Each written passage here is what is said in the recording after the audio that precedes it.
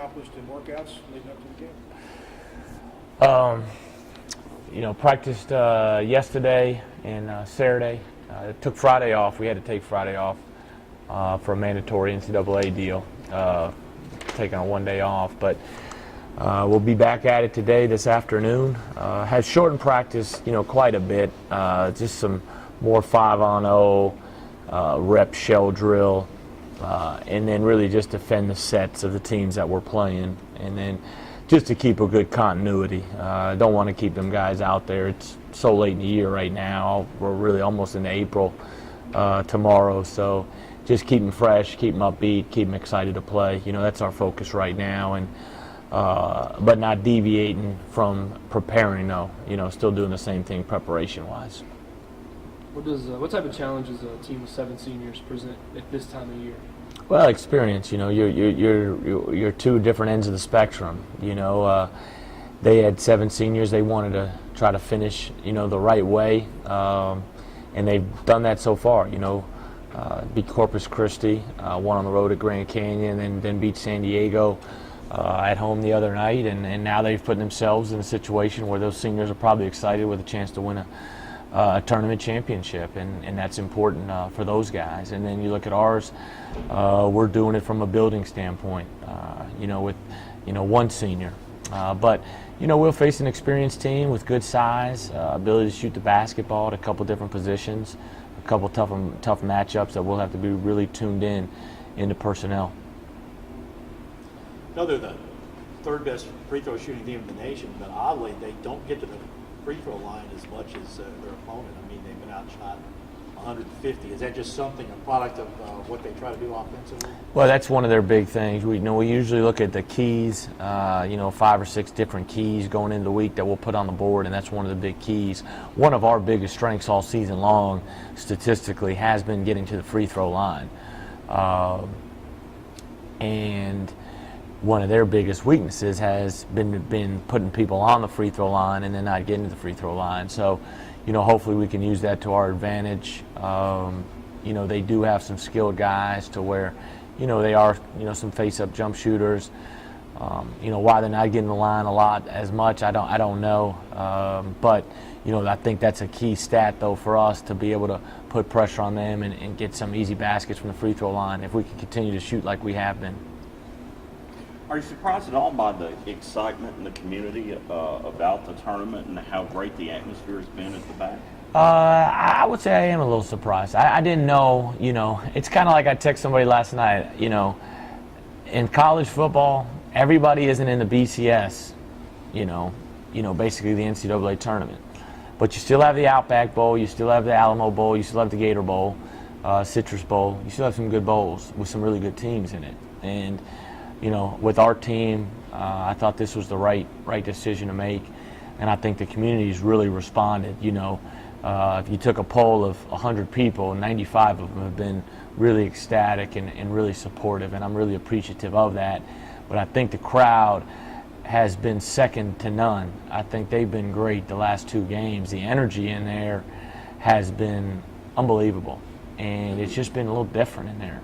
Why, I don't know.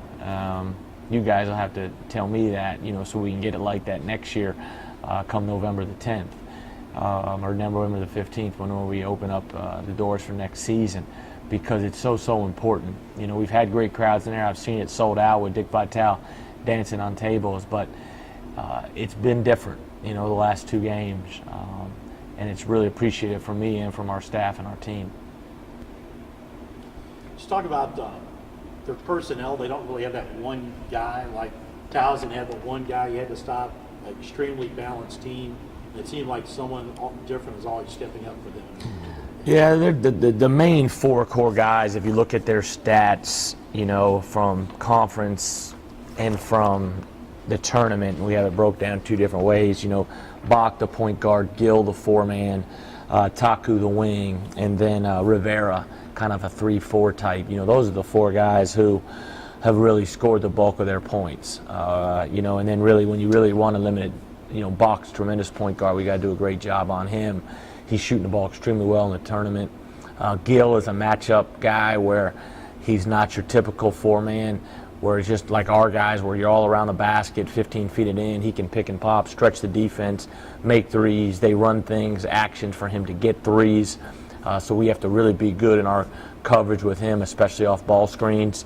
And then Taku, the wing, is an athletic, big, strong, physical wing that, we have to do a great job against him, containing the bounce and containing the dribble. Not a tremendous three-point shooter, can make one, but our biggest thing with him has got to be contain the ball. I think those are the three core guys if you really got to narrow in.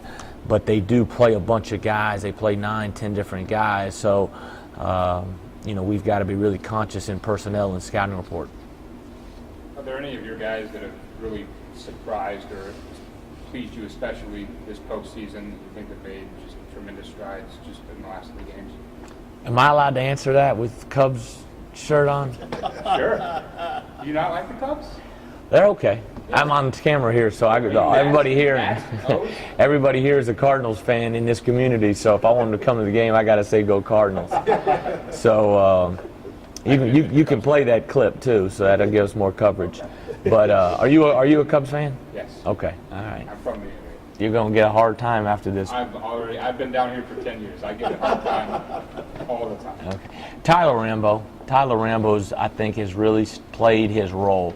Really, and I wish he would have done that earlier for us. He was a little frustrated, I think, this year with, playing time. Some of that had to be we got TJ Sapp eligible, and that changed the dimension of our team a little bit in a good way. But Rambo's really embraced his role in the tournament, playing the 3 a little bit, playing the 4, guarding the mismatch 4 man, and he'll have to do that again against Pacific Tuesday night. So really pleased with him. Number 1. I think Jonathan Farrell continues to grow continues to make great strides, in his development, with double-doubles. And I think he's almost averaging a double-double in this tournament. I think he's 11-9 or 10-9, somewhere like that. But, those 2 guys have been terrific. Everybody else, Cam's going to be good. Dexter's making threes. Jarvis, Sapp hasn't turned the ball over in the last 2 games, and he's reminded me of that, and that's terrific. We need him to continue to do that. That's really, really big for us. But if I had to pick one guy, it'd be Tyler Rambo. Any idea what clicked with him all of a sudden? Rambo? Yeah. Well, opportunity. TJ was gone at Missouri State. So, it kind of forced my hand to say, all right, Tyler, I'm going to roll with you tonight. Let's see what you can do. And he answered. And then when you answer and you deliver in a big game on the road, you're going to get more opportunities. And the way these teams have played the last couple games, it's a good fit for him. His mentality has changed a little bit, and that's so important. Is there anything about Pacific that's characteristic of a veteran team that you see on film or breaking them down, or are they just a solid group? Nothing that I would, that just jumps out at you. They've won their last 3 games, obviously. They've won 4 out of 5 overall. But they've got to have some good character, because if you look at the way they finished, losing 4 out of 5 going into the conference tournament, they could easily said, "The heck with this." But they regrouped, and so they've got to have something to them, and we've got to be ready to take care of business against them. Did they do anything unusual as far as their scheme? No, 3-2 zone, a zone underneath out of bounds a little bit, maybe a little 2-3. Hedge hard on ball screens. We got to be ready for that. Got to have good zone attack in place. We'll go over that the next day and a half. Offensively, a lot of sets, that we're going to have to be locked in on that, because you got to guard them a little bit different because of their skill level at the 4. Talk about just, I guess, the advantage of being able to stay home, hosting. I've heard that you guys will be hosting after if you win. Yeah, if we win, we'll host Thursday night against VMI or Yale.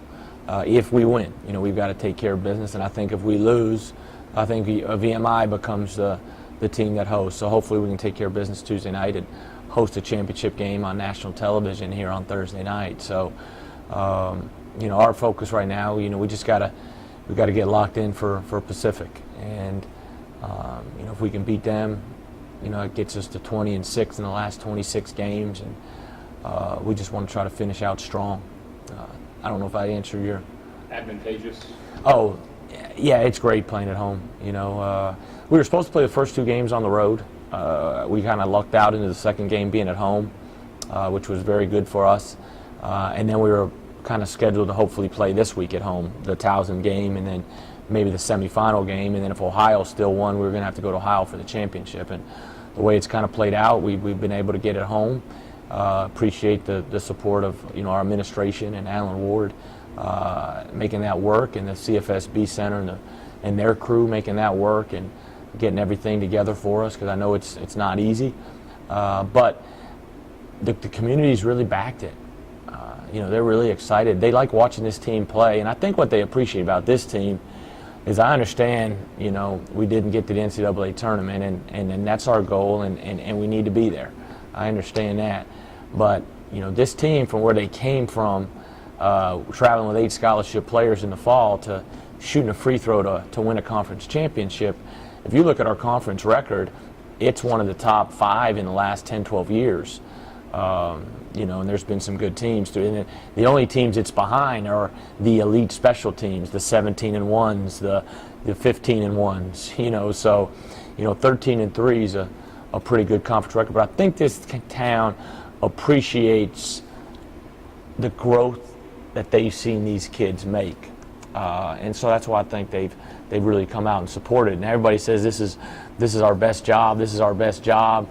You can ask Coach Marshall at Wichita. It's not easy going 21-0, 22-0, 23, 25, 30, 30-0. So those guys did a tremendous job that year too. But these guys have gotten better, and this is a fun group to be around. I think people see that and appreciate that. And I think that's probably why it's gotten really good support.